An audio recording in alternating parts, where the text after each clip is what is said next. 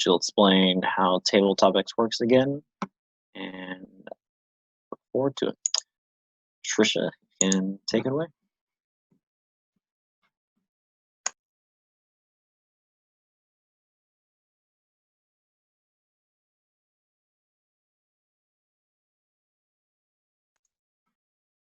I actually can't hear. Can anyone else hear Tricia? Oh, can you hear me? Sorry. We can hear you now. All right. Sorry about that. Yeah, I'm working with my phone as audio to make sure I have clear audio. But just to recap, we are entering the second section of our meeting, table topics, which is essentially a great opportunity to practice your impromptu speaking. So each person will be given a prompt, or rather, I will give a prompt, and anyone who would like to volunteer can go ahead and answer that question. If no one volunteers within the first 10, 15 seconds, I will choose a volunteer myself.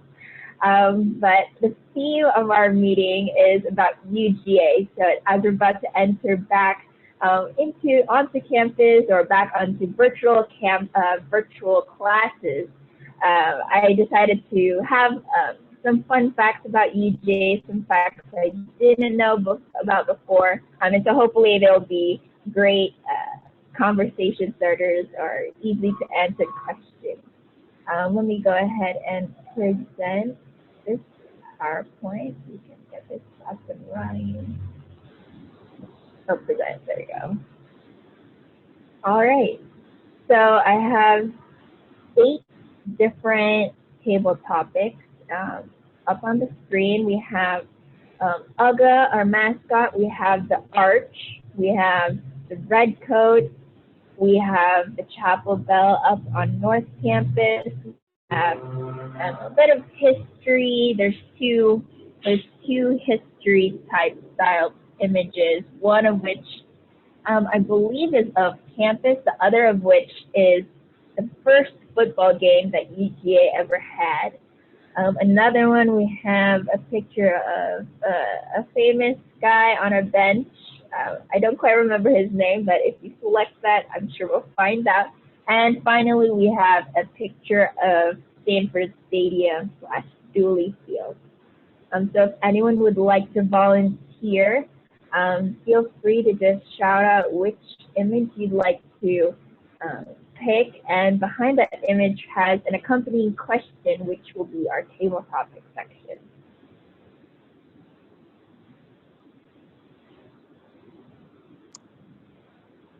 I can start, Tricia.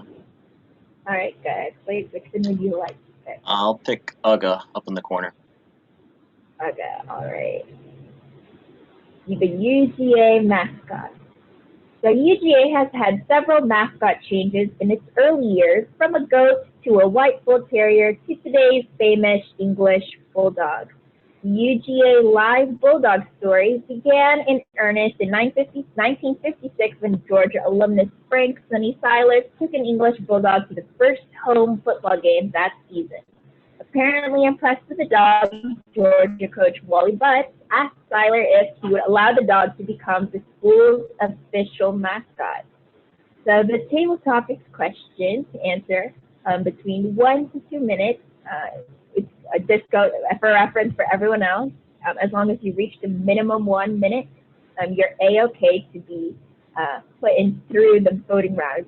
So the question for you, Slate, is what would you consider to be the mascot / spirit animal that represents your life and experiences so far, and why?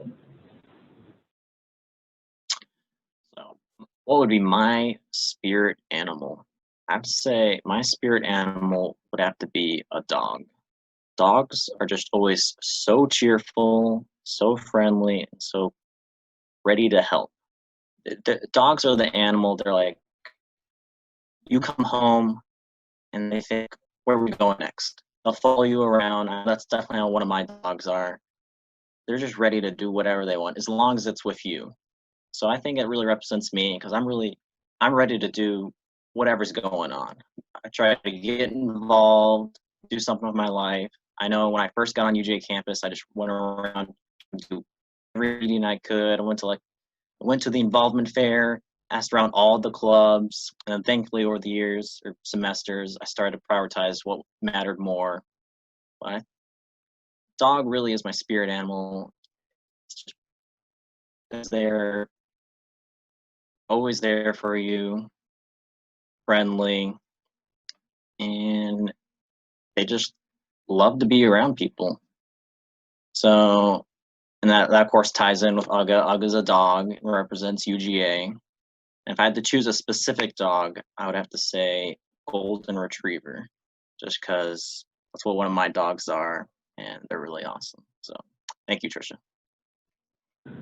Thank you, Slate. Great answer, great answer. Love the dog. Go back to the home page. Ignore the question, ignore the question, ignore the question. Where did I go back? Here. All right. So now Uga's taken off the board. We still have the Arch, the Redcoats, Stanford Stadium, the first football game, old picture of campus, and Taco Bell, and of course the guy on the bench. Any volunteers? I can volunteer. All right, go ahead, Courtney. Which one do you like? The Arch. Yep, the Arch, up on North Campus, and it's very pretty. So at the time that the Arch was forged in 1857, cattle roaming the dirt road that is now Broad Street were grazing on the North Campus lawn. So functionally speaking, the 16-foot, roughly 5,700-pound monument first acted as a gateway for the fence with two doors connecting the columns. Modeled after the Georgia State seal, today the arch features and symbolizes the three pillars of wisdom, justice, and moderation. So your question for today, Courtney, is what would you consider the three guiding values that you follow today or believe others should also follow, and why? All right, so three guiding values. So the first guiding value I would say is just to spread love. I think there's so much hate out there and so much struggle, and to a certain extent we're all struggling through such different things, but the same struggle of trying to make it through life and be successful and follow our dreams. And I think that just being kind to people and being open to accepting kindness is just going to make your life so much happier. It's hard, but it's something that I've definitely tried to incorporate into my life more often.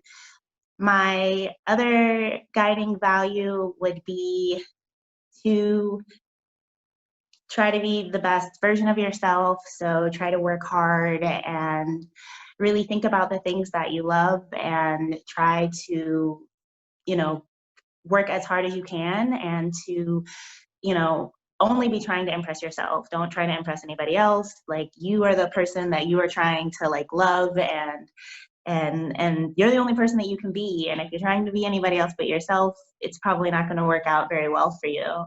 And my last guiding value, let's see, I would say is to follow, a good moral compass, and don't do bad things to others. I'm gonna have that to be my final one. Yeah, thank you very much, guys. Thanks, Courtney. Love your response, and yeah, definitely values are important. All right, so back to our home screen. So now we have left the Redcoats, a painting, I suppose, of campus, Chapel Bell, the first football game, Julie Field / Stanford Stadium, and the guy on the bench. Any volunteers? And we do have enough for each person to go once today. So just so you know. Chapel Bell. All right, thanks, Justin. All right, Chapel Bell on North Campus. So the iconic Chapel Bell, originally built in 1932 in a cupola atop the chapel, started to fall through its support sills in 1913, and it was moved to a trestle constructed behind the chapel. The move was not made for structural reasons, but for architectural reasons. And the university historian wrote, it conformed to no style of architecture and lent no beauty to the old building. So your table topic question for today is, what is something in your life, whether it be a person, a place, an item, or experience, whatever you want it to be. So what is something in your life that others would ignore or dismiss, but is valuable to you?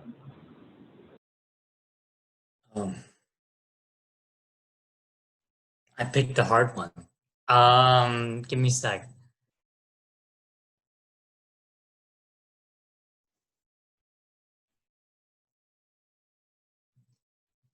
I think that something people would dismiss in my life that is really valuable to me is the way that I do things. I do things very specifically. Like I have a very specific routine, but then it goes beyond that. Like even it's not just about the order of doing the things. There's the order of doing the things within the thing. So like when I shower the exact same way every time. And I eat my sandwich the same way. I make my sandwich the same way every time, I should say. And even when I eat Oreos, I have a very specific way of eating them. And it's very important to me. It brings me a sense of constancy in a world that doesn't really have any. So, and it gives me that sense of control, which may or may not be good, but that having that sense of being able to say, well, you know, sure, like we may have 160,000 people dead of the coronavirus, but I can still eat my Oreo in the same way. That's nice. I also have to be careful because that can be stripped from me, and I would have to face that, and it would be challenging. So there is an extent where I couldn't rely on it too heavily, so to the point where it's now unhealthy. But I think it's really important to just feel good about doing those things in my day and feel good that this thing doesn't have to change for now. At least for today, it's the same. And if I live my life one day at a time, then that's really all that matters. So with that, I will hand it back to you, Tricia. Thank you, Justin. Yeah, I love your answer because each person has their own way of doing things. And to me, it sounds like you've developed really great habits. So honestly, kudos to you for having those. All right, so now we have left on the stage the Redcoats, a painting of his campus back in, I'm not exactly sure, it looks like 1785. Let's see, a Dooley Field, guy on a bench, the first football game. Any volunteers?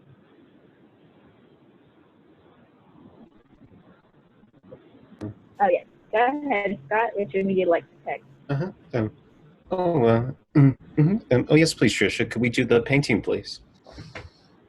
Awesome. Yes. Here we go. So 1785, the birthplace of higher education. So when the University of Georgia was incorporated by an act of the General Assembly on January 27, 1785, Georgia became the first state to charter a state-supported university. And an additional fun fact, besides what's on the screen, it's like a bit of debate with also UNC Chapel Hill, I believe, and who really is the first state, because technically, well, we were chartered first. They started their classes ahead of us.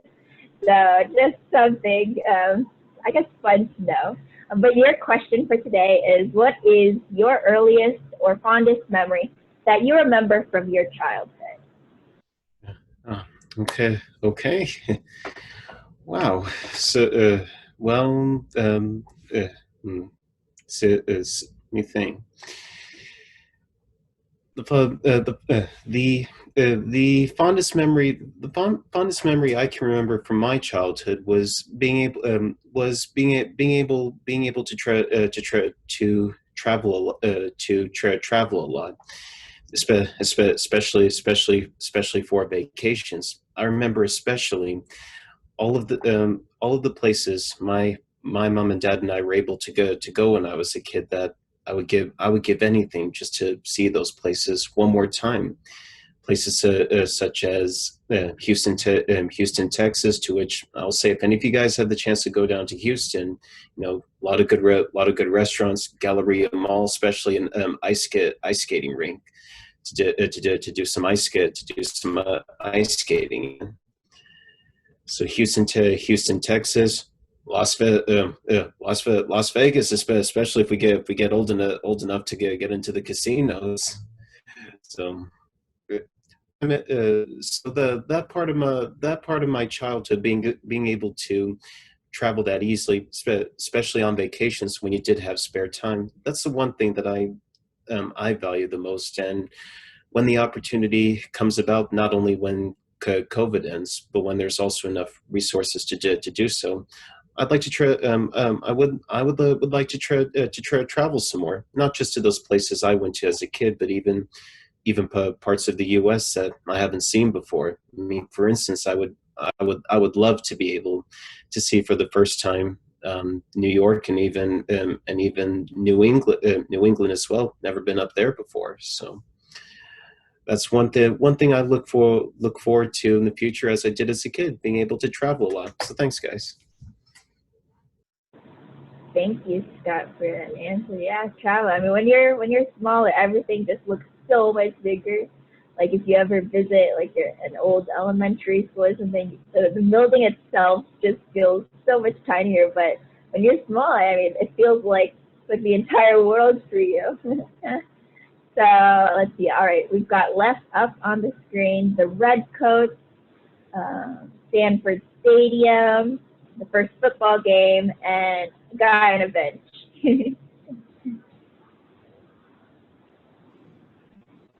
Tricia, I will take Sanford Stadium. All right, Sanford Stadium it is. All right. So, Dooley Field at Sanford Stadium. So last year at the first home game against Murray State, a ceremony was held to create Dooley Field at Sanford Stadium in honor of legendary Bulldogs head football coach and athletics director Vincent J. Dooley. And I remember at that first football game there, I was literally within like 6 feet away from Vince Dooley. He was riding by at a golf course. So that was just really cool to see. But your table topics question for today is, if you could change your name, or if you don't want to, that's okay too. But if you could change your name, what would your new name be, and why would you choose that name? Thank you, Madam Topics Master. I would not want to change my name. I can't think of another name better than Joann. I really like that name because biblically it means gift from the Lord. And I do believe that being a gift from the Lord is one of my attributes, because I like helping people, I like encouraging people, I like being kind to people and loving people to help them on their way. Not only that, in looking at all of my life's experiences and how things have gone in my life, I've had a lot of challenges, but I've also had a lot of good things happen in my life. And it wasn't because of what I did, it was because of what God chose for me. So I would keep my same name. I was especially moved by Justin's speech when he spoke about the discrimination against people with disabilities. And I thought, I grew up with a disability, and I so remember how people treated me. And some people treated me very well, others did not. But I do believe that within that name that God gave me, there is purpose, there is meaning, and at the end of the day, whatever that purpose is that He has for me, I think that I would have accomplished it already. So I would keep my name Joann. Thank you, Madam Topics Master. Thank you, Joann. I definitely love your name. I think for the first time you attended our meeting, I accidentally call you Jones, but Joann. It's like a double first name in one. So a very, very beautiful name. All right, we've got left on the board. We've got the Redcoats in the bottom left. We've got Guy on a bench, and we've got the first football game.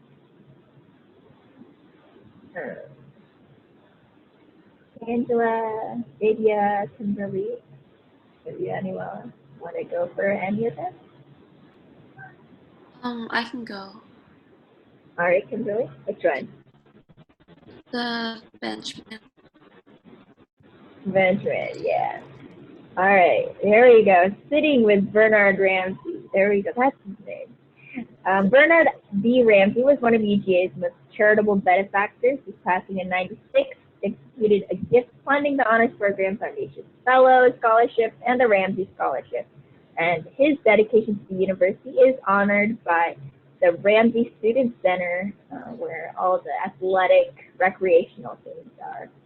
So your question, Kimberly, is, in the future, you come across a large amount of money. What would you do with it and why?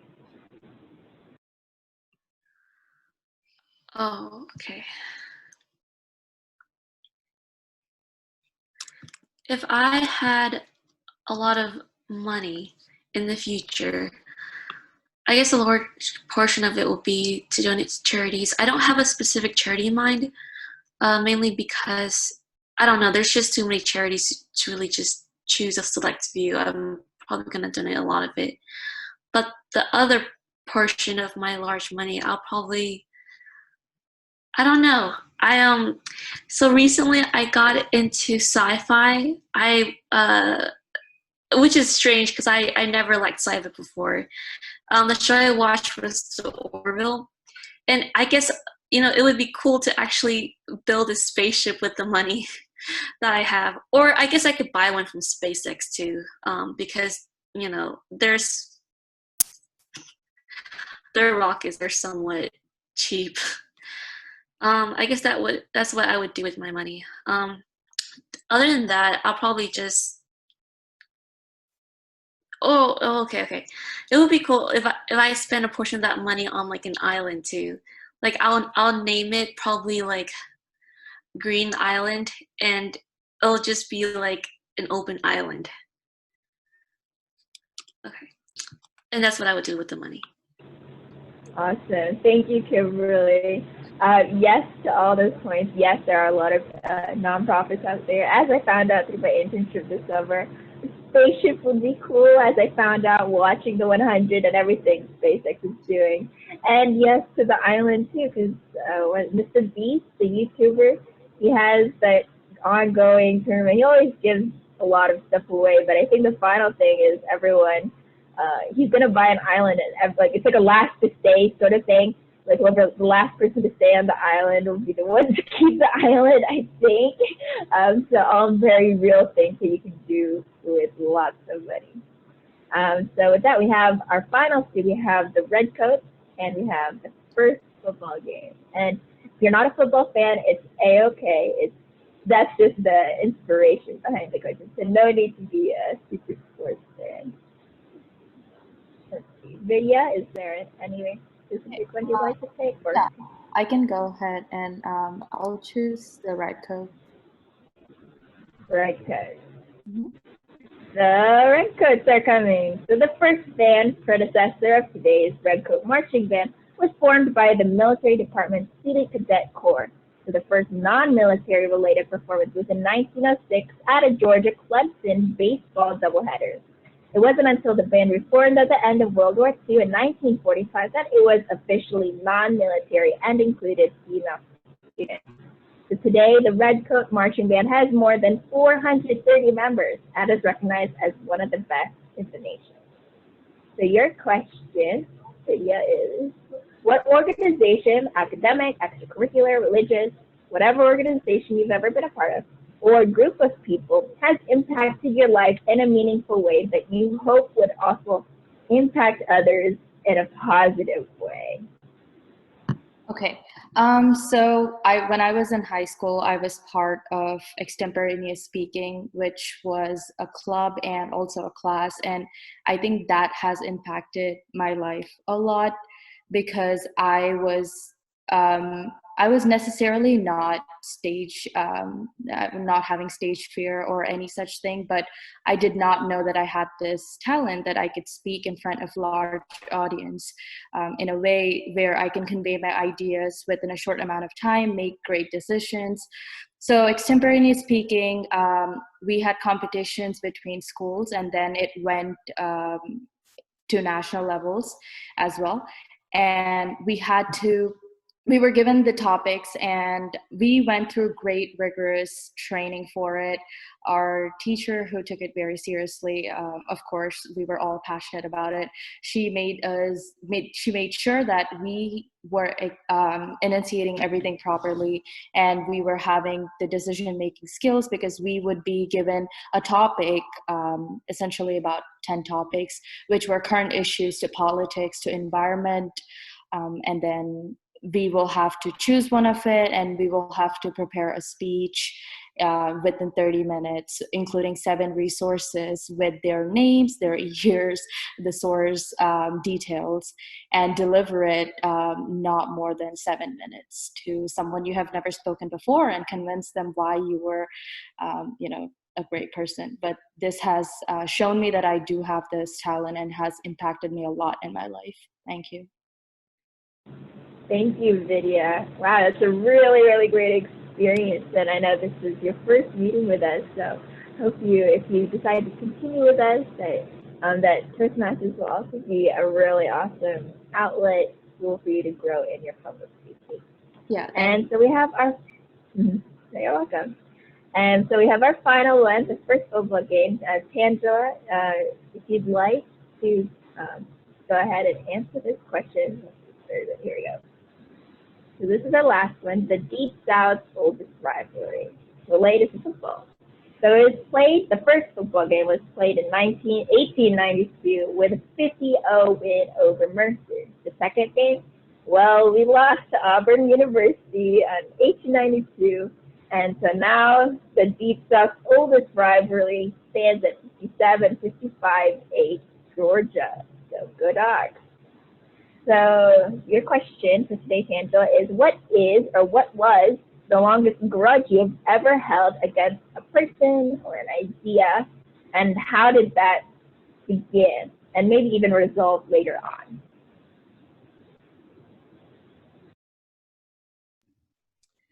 All right, I'm gonna try my best to answer the question. I try not to hold grudges against anyone. The longest incident that I can remember, someone held a grudge against me. When I was in middle school, I just transferred to a new school, and I tried out for the cheerleading squad. All of the cheerleaders that made the squad were cheerleaders the previous year. They all made the squad except one person did not make it, and I replaced that person. So for a very, very long time, this individual held a grudge against me for being chosen to be a part of the cheerleading squad, and she was not. So it's always difficult when kids transfer schools and they have to make new friends, and they really just have to, I don't want to say fit in, but it's difficult. And my main goal was to just try to make as many friends as I could, and then also do things that I like to enjoy. So trying out for the team was the best thing for me, and to even be selected, that was also great. But I didn't want it to be at the expense, of someone else not making the team. So that's my answer to the question. Thank you, Tangela. Yeah, definitely conflict is a tricky thing to navigate, but there's definitely an opportunity for growth anytime that it comes along. So thank you for that, Tangela. And with that, we have all of our table topics answered. Every single person went once. Yay! I'll go ahead and call on Kimberly. Were all of our speakers in time for our table topic section? Yes. Awesome, thank you. And so with that, we will go into voting, where you can go ahead and choose your first place and your second place. So you can send your votes over to me in the chat where it says 2 and everyone is the default. Feel free to send your votes over to me, Tricia Perez, and I will go ahead, tally those up, and report them at the end of the meeting.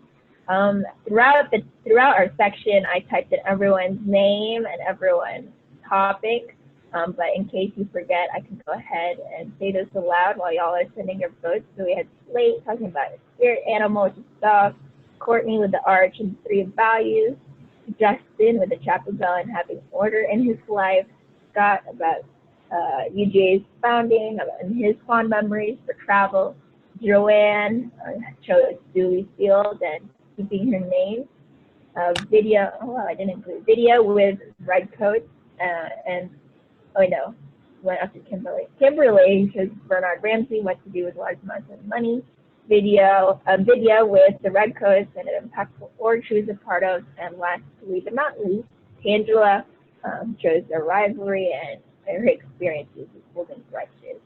And so with that, I will go ahead and stop sharing my screen and transfer the stage over back to our Toastmaster for today,